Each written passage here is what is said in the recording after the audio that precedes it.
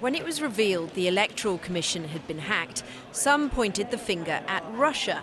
But the government has revealed those after the personal details of 40 million people were Chinese.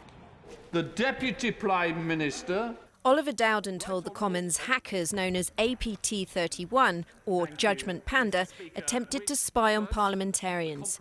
They didn't succeed, but the threat was real and serious, he said. These actions demonstrate a clear and persistent pattern of behaviour that signals hostile intent from China. That is why the United Kingdom has today sanctioned 2 individuals and 1 entity associated with the Chinese state-affiliated APT-31 group for involvement in malicious cyber activity. At the same time, the US announced sanctions and charges against the same hacking group, accusing them of sending over 10,000 emails to members of Congress, journalists and American companies in a decade-long bid to obtain sensitive data. So far, so good. In Cumbria to announce investment in the nuclear industry and nuclear deterrent. And what we got over here then? The Prime Minister said the government is alive to the threat posed by China. It represents an epoch-defining challenge and also the greatest state-based threat to our economic security. So it's right that we take measures to protect ourselves, which is what we are doing. To give some specific examples, we've used our new national security investment powers to block investment from China into sensitive technology sectors like semiconductors.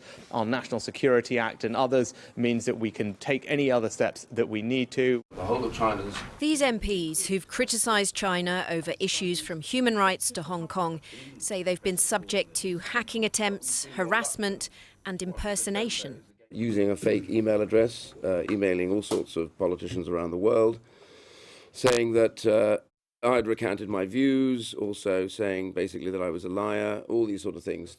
The former Tory leader said the West had let China's behaviour go unchecked for too long, comparing it to appeasement in the 1930s.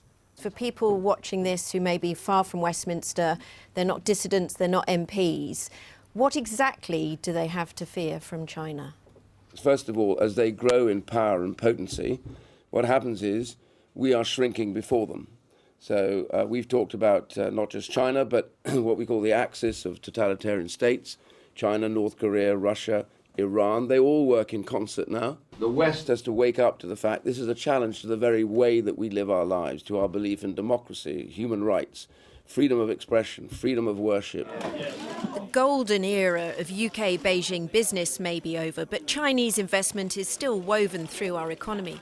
Some warn our reliance on Chinese technology to power our smart devices risks our data and national infrastructure.